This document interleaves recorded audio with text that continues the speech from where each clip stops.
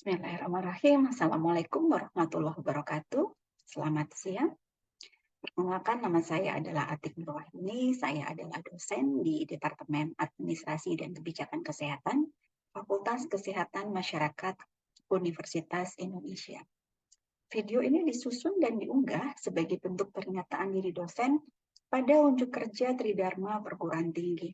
Pada kesempatan ini, saya akan menyampaikan salah satu mata kuliah yang saya ampu, yaitu mata kuliah pembayaran fasilitas kesehatan. Asuransi kesehatan sosial, kalau di Indonesia disebut sebagai jaminan kesehatan nasional atau JKN yang dikelola oleh BPJS Kesehatan, merupakan salah satu dari sistem pembiayaan kesehatan yang ada di Indonesia. Terdapat 4 aktor utama dalam sistem pembiayaan kesehatan, yaitu Badan Penyelenggara Jaminan Kesehatan, dalam hal ini adalah BPJS Kesehatan, fasilitas kesehatan, yaitu rumah sakit, puskesmas, klinik, dokter praktek, peserta, dan pemerintah pastinya. Terdapat 3 subsistem dalam sistem pembiayaan kesehatan, yaitu revenue collection, pooling, dan purchasing. Revenue collection membahas berapa besar kontribusi atau iuran masing-masing peserta dan bagaimana pengumpulan iurannya. Sedangkan pooling ini membahas terkait dengan siapa pengelola dananya. Apakah dana akan dikelola oleh satu institusi, 2 institusi, dan sebagainya. Sedangkan purchasing atau pembelian layanan kesehatan adalah bagaimana kita menyalurkan dana yang terkumpul tersebut ke fasilitas kesehatan guna memberikan pelayanan kepada peserta. Implementasi kebijakan asuransi kesehatan sosial diiringi dengan tuntutan bagaimana pengelolaannya supaya program tersebut berkelanjutan. Salah satunya adalah dengan penerapan kebijakan pembayaran fasilitas kesehatan yang menjaga mutu layanan dan kendali biaya. Sehingga hal ini menempatkan purchasing sebagai link yang sangat kritis dalam sistem pembiayaan kesehatan.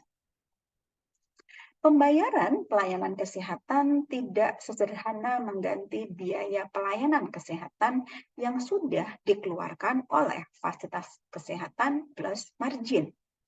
Sistem pembayaran fasilitas kesehatan dapat dijadikan sebagai tools yang sangat powerful karena setiap sistem pembayaran memiliki sinyal ekonomi yang dapat ditangkap oleh fasilitas kesehatan sebagai insentif.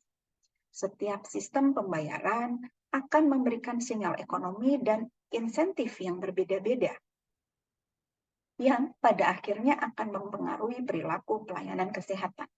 Ada perilaku positif atau disebut sebagai intended consequences yang akan muncul, dan memang itulah yang diharapkan oleh policy maker.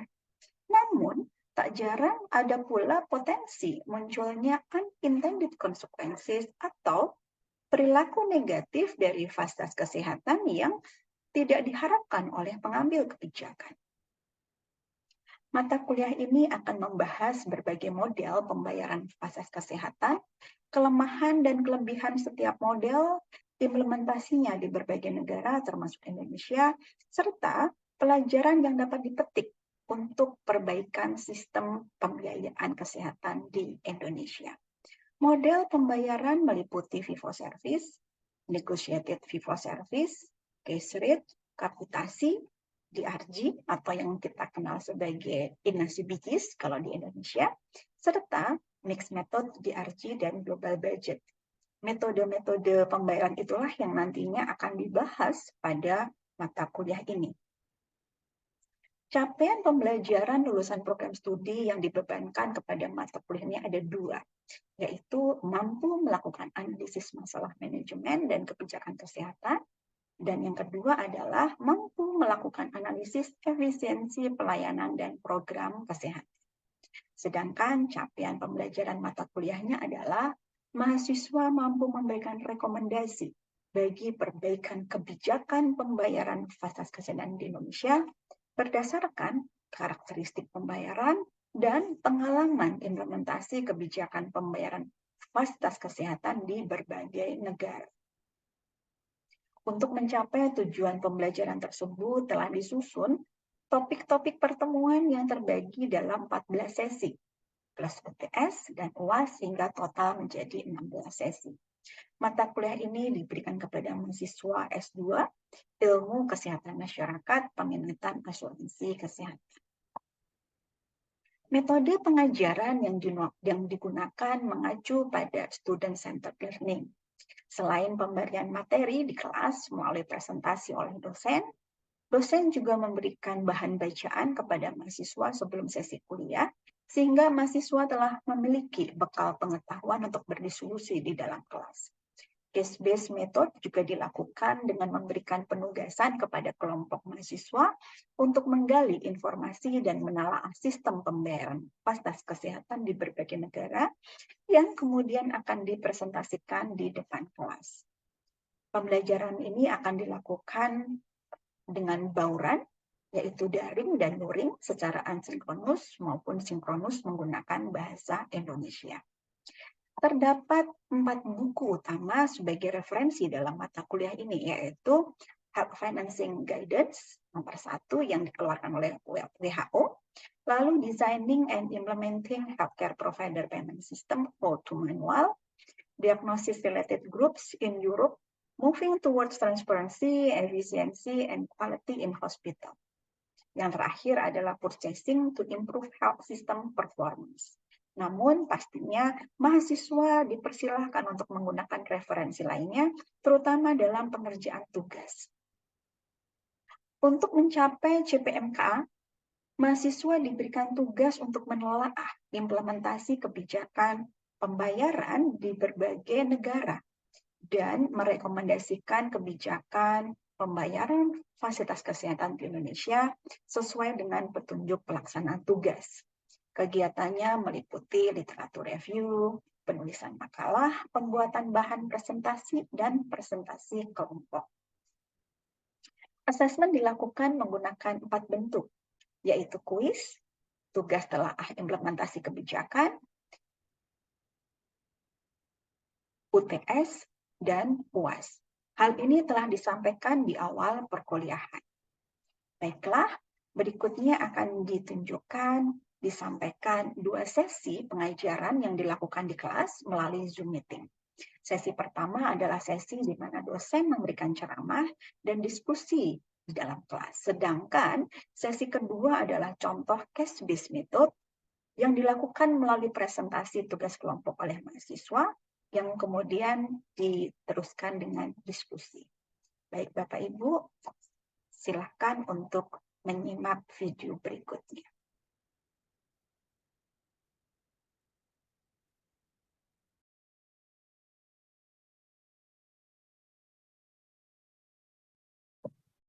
Mungkin sebelum nyampe ke sini, ada yang mau disampaikan Bapak Ibu? Atau ada yang mau ditanyakan?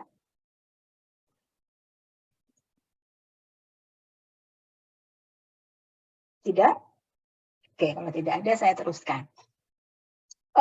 Dalam kapitasi ini ada yang menarik nih. Ada yang menarik. Ini adalah seperti ini.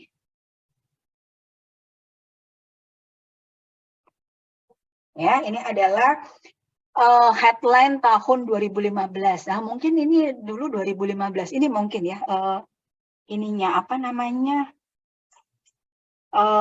Yang tadi dokter pada demo tadi. Kayak di sini deh. Nah, ini dokter protes. Ini dibayarnya murah banget seperti tukang parkir.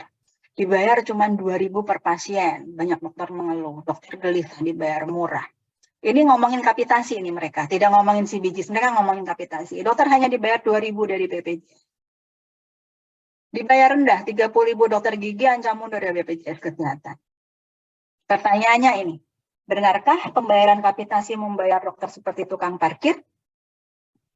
Mungkin sebelum sampai di sini untuk menjawab pertanyaan ini. Bapak Ibu, pembayaran kapitasi itu seperti apa sih? Silakan.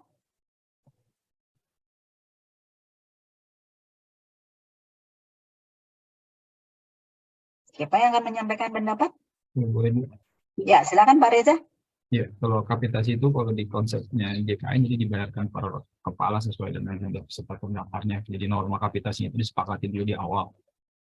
Bukan berarti 2.000 itu dibayarkan untuk sekali kunjungan pasien, tetapi akumulasi baik yang sakit atau tidak sakit ataupun dia terdaftar itu diakumulasi dikalikan dengan nomor kapitasi, ya biaya itulah total kapitasi yang dibayarkan setiap bulan, baik ada atau tidak yang berkunjung ke Vaskes KTP itu sendiri. Oke, terima kasih Pak Reza. Pertanyaan saya berikutnya.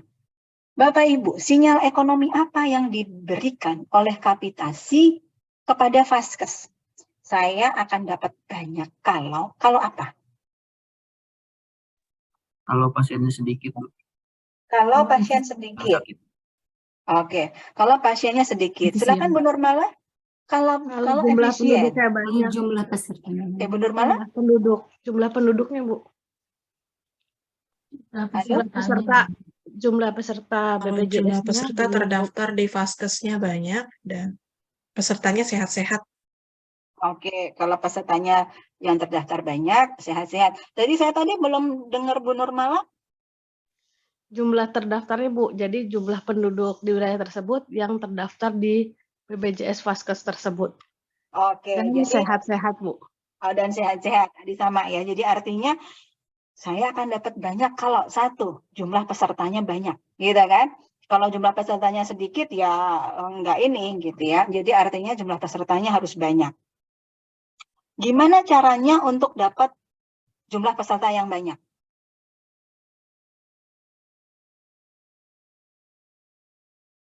Fasiankes menjaga fasilitasnya, Bu. Jadi mungkin bisa dari omongan-omongan pasien yang pernah berobat di Fasiankes bisa tersampaikan kepada yang lain, akhirnya berminat untuk masuk ke Fasiankes tersebut.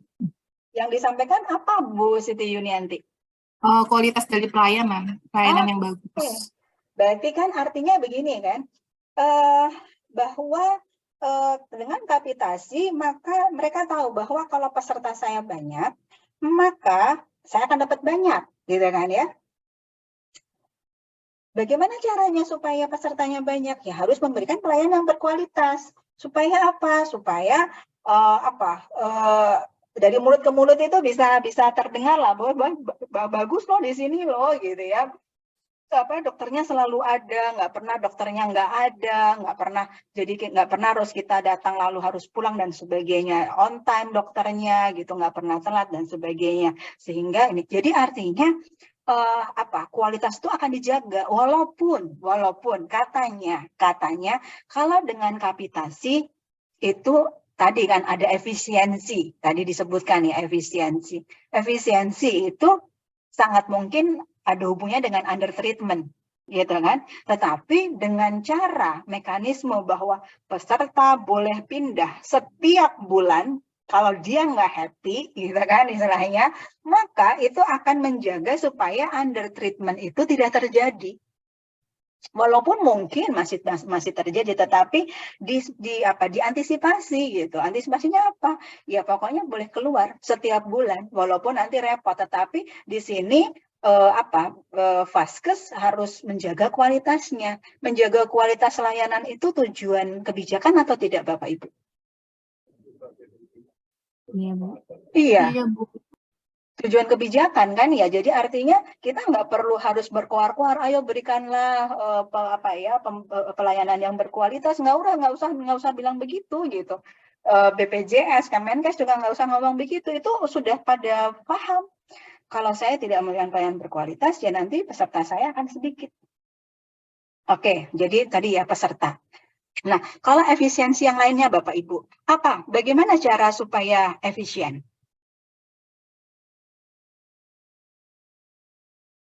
Menggunakan obat generik, Bu. Terima kasih Bu Siti. Menggunakan obat generik. Dengan kapitasi tidak hanya obat generik ya menjadi isu, tetapi isu pertama adalah rasionalitas pemberian obat. Kalau memang pemberian obatnya itu memang butuhnya 5, ya kasihlah 5, ngapain juga dikasih 9, kan nggak perlu gitu ya. Jadi efisiensi pertama mungkin adalah rasionalitas pemberian layanan. Kalau tidak perlu dikasih antibiotik, ngapain dikasih antibiotik sih gitu. Sehingga sekarang kita memanen ya, ada resistensi gitu ya untuk antibiotik. karena setiap saat kita sudah dikasih antibiotik gitu. Nah, saya terakhir saya ingin menyampaikan ini Bapak Ibu. Ini pertanyaannya adalah ini. Apakah dengan kapitasi dibayar lebih murah gitu ya, dibayar dengan lebih murah, karena tadi kan pertanyaannya tadi di awal kan itu ya, dibayar 2.000 gitu ya, dibayar sekian ribu. Ini adalah saya bandingkan fee for service dengan kapitasi. Ambil contoh misalkan ya, di dalam suatu wilayah ada 1.000 orang. 1.000 orang per bulannya itu kalau rata-rata ya 12% lah, itu akan ada kunjungan ke Vaskes ya, 120 kalau dari 1.000. Dari 120 kalau kita pakai fee for service, 120 itu konsultasi dokter umumnya mungkin sekitar 45.000 ya. Sehingga kalau dibayar dengan fee for service ya pada bulan itu dia akan dapat 5.400.000 untuk yang ini ya, 120 kunjungan itu tadi ya di bulan tersebut. Obat rawat jalan itu mungkin tidak semuanya, karena kan tadi ya tetap aja walaupun dengan fee for service kan tetap ada yang masih dirujuk kan. Misalnya yang dirujuk hanya 10%, sehingga dari 120 kunjungan hanya ada 108 yang dapat rawat jalan. Nah, misalnya untuk tarifnya untuk obat itu sekitaran 20.000 lah gitu ya, misalkan 20.000. 20.000, maka total pendapatannya adalah 2,1 juta. Lab sederhana mungkin juga tidak semuanya, mungkin hanya 5%. Dari 120 kunjungan mungkin hanya ada 6 orang yang membutuhkan lab. Sehingga di sini dengan tarif 40.000, maka fee for service-nya akan dapat 240.000. Tindakan sederhana itu kecil juga. Misalnya cuma 2%, sehingga cuma ada 2 orang. Tarifnya 100.000 jadi 200.000. Kalau di total ketika menggunakan fee for service adalah 8 juta. Ya, si klinik akan dapat 8 juta ya, si dokter praktek misalnya dapat 8 juta. Kalau menghitung kapitasi Bapak Ibu, sebenarnya menghitung kapitasi juga begini.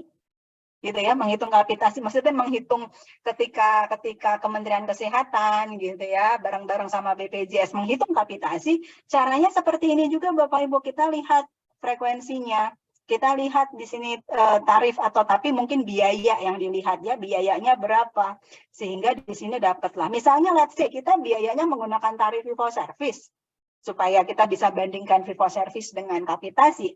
Misalnya nih, di total tuh 8 juta loh dia penerimaannya. 8 juta.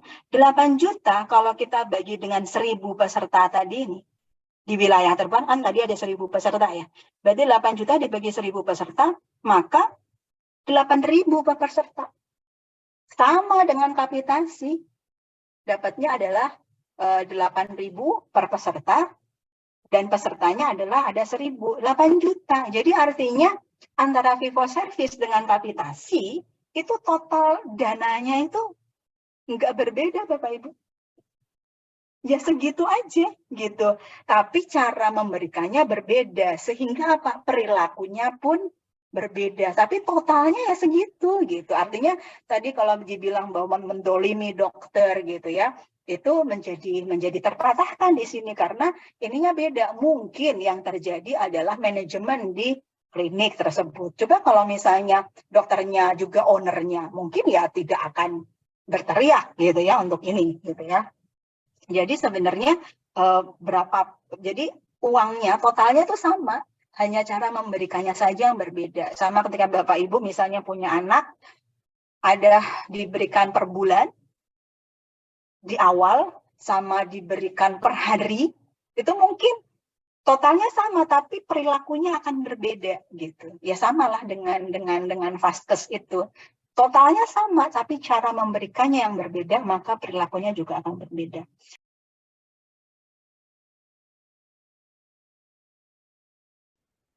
Baik, kakak-kakak, Bu Ati izin menyampaikan terkait hasil diskusi saya dan Kak Grace dalam menyelesaikan tugas terkait kebijakan kapitasi di negara Amerika Serikat, Belanda, dan Thailand. Ya, baik. Selanjutnya akan dilanjutkan oleh rekan saya. Ya, terima kasih Kak Grace. Berikutnya kita lanjutkan mengenai implementasi kebijakan kapitasi di Thailand. Secara potret negara, Thailand ini nama resmi kerajaannya, nama resmi negaranya adalah Kerajaan Thailand, beribu kotakan di Bangkok, berbentuk negara demokrasi dengan monarki konstitusional di mana raja menjabat sebagai kepala negara. Ada 6 wilayah dan ada 76 provinsi, termasuk 2 distrik yang diperintah secara khusus, yaitu Bangkok dan Pattaya. Secara potret jaminan kesehatan sosialnya, Thailand telah mencapai Universal Health Coverage pada tahun 2002, ketika seluruh penduduk ditanggung oleh salah satu dari 3 skema asuransi kesehatan publiknya, yaitu ada Civil Servant Medical Benefit Scheme, atau CSMBS, ini untuk pegawai negeri, kemudian Social Health Insurance, atau kadang juga disebut sosial SSS gitu ya. Ini untuk private sector, dan kemudian UCS atau Universal Health Coverage Scheme, ini untuk peserta yang tidak ditanggung baik di CSMBS maupun SHI. Ini secara garis kesimpulannya ya dari 3 asuransi yang ada di Thailand. Jadi dibedakan mungkin dari kerangka hukumnya, cakupannya, atau peserta yang mendapatkan benefitnya, kemudian siapa pembelinya, purchaser, kemudian bagaimana sumber keuangannya atau iuran, kemudian bagaimana proses penganggarannya dan mekanisme pembayaran ke pelayanan kesehatan, kemudian bagaimana cara pembayarannya, dan expenditure nih pengeluarannya ya di per kapitanya. Jadi bisa dilihat di sini bahwa cakupannya untuk CSMBS ini 4,4 juta orang, kemudian SHI 10,6 juta, dan UCS 48 juta. Meskipun CSMBS ini cakupannya paling kecil ya dibanding 2 asuransi lainnya, namun ekspenditurnya bisa dilihat ini sangat besar, 71,02 juta di tahun 2016. Sedangkan SHI yang mencakup 10,6 juta penduduk, dia ekspenditurnya hanya 37,7 juta, dan UCS yang mencakup 48 juta itu ekspenditurnya 109,3 juta. Perhitungan kapitasi, karena tadi kapitasi di Thailand itu untuk 2 skema ya, jadi yang SHI dan UCS. Untuk SHI sendiri itu rumusnya seperti ini, dengan hasil 750 baht per anggota SHI per tahun, namun yang disetujui oleh Dewan Jaminan Sosialnya adalah 700 baht per tahun. Kapitasinya disesuaikan setiap tahun berdasarkan tingkat pemanfaatan dan biaya unit layanan dari perubahan teknologi medis atau indeks harga medis. Utilization review yang dilakukan yakni bahwa OHC telah meningkatkan kemungkinan melakukan pemeriksaan tahunan terutama untuk wanita, dan telah meningkatkan akses masuk rumah sakit lebih dari 2% dan kunjungan rawat jalan sebesar 13%.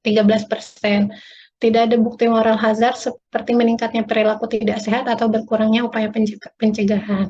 Paket dan layanan manfaat komprehensif yang gratis di tempat penggunaan telah mengurangi pembayaran pengeluaran rumah tangga dari 34% dari total pengeluaran kesehatan pada tahun 2000 atau sebelum terlaksananya UCS menjadi 12% dari total pengeluaran kesehatan pada tahun 2014. UHC secara keseluruhan telah mengurangi prevalensi rumah tangga yang menghadapi pengeluaran kesehatan katastrofik dan pemiskinan akibat pengobatan medis. Berikut referensi yang kami gunakan. Sekian presentasi dari kami.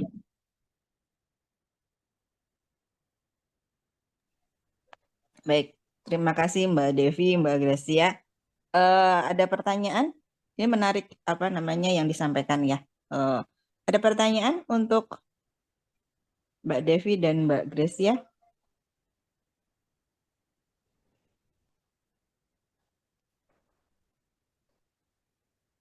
Izin kakak, ada yang bisa raise hand dulu mungkin ya? Ya, silakan. Oh iya, kan ini berdua. Silakan dimoderatori saja. Iya, baik Bu. Terima kasih Bu.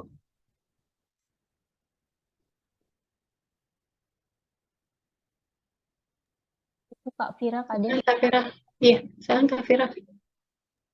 Baik, terima kasih Kak Devi dan Kak Gracia atas presentasinya. Memberikan insight bagi kami, insight baru bagi kami. Yang ingin saya tanyakan tadi terkait penghitungan kapitasi berbasis resiko, Kak. Tadi kan dipengaruhi oleh usia, kemudian terkait dengan riwayat penyakit, kemudian jenis kelamin ya. Kalau di sana sendiri, di Amerika, Belanda, sama tadi Thailand, itu apakah ada ya, istilahnya standar tarifnya itu kan kalau mau berdasarkan 3 itu kan akhirnya range-nya sangat luas ya. Apakah di sana memang ada istilahnya batas atas atau batas bawah terhadap tarif kapitasi itu seperti kita di Indonesia kan sudah ditentukan berapa ribu rupiah sesuai dengan Permenkesnya, ataukah memang di sana sangat memang bervariasi sekali untuk tarif kapitasinya terkait dengan 3 faktor tadi yang mempengaruhi penghitungan kapitasi. Itu yang pertama. Kemudian yang kedua, apakah di sana terdapat co-payment terhadap pemanfaatan layanan kesehatan terkait dengan mungkin pembayaran berbasis kapitasi dan lain-lain. Mungkin itu aja Kak, terima kasih.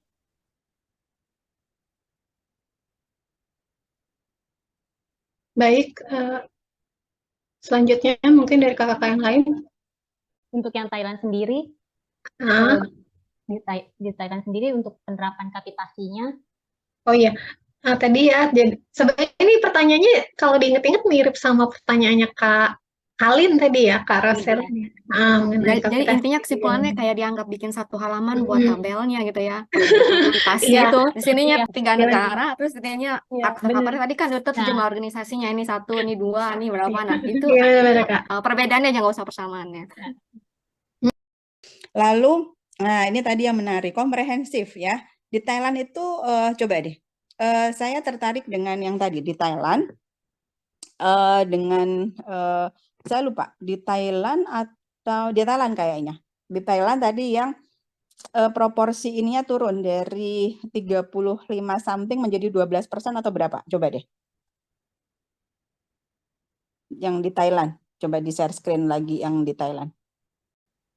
Oke, ya yang ini. Paket dan layanan manfaat komprehensif yang gratis di tempat penggunaan telah mengurangi pembayaran pengeluaran rumah tangga. Pengeluaran rumah tangga adalah auto pocket ya. Dari 34% dari total pengeluaran kesehatan pada tahun 2000 sebelum UCS. Jadi sebelum UCS itu berarti kan sebelum adanya NSSO kan.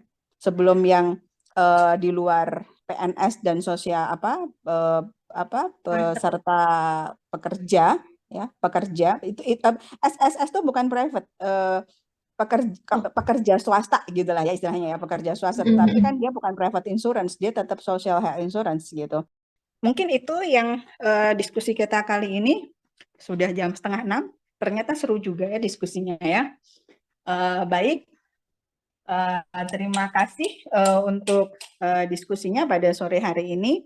Baik, terima kasih, saya tutup untuk diskusi sore hari ini. Assalamualaikum warahmatullahi wabarakatuh dan selamat sore. Baiklah, demikian video pengajaran sebagai bentuk pernyataan diri dosen pada unjuk kerja Tridharma Perguruan Tinggi kali ini. Terima kasih, mohon maaf bila ada kekurangan.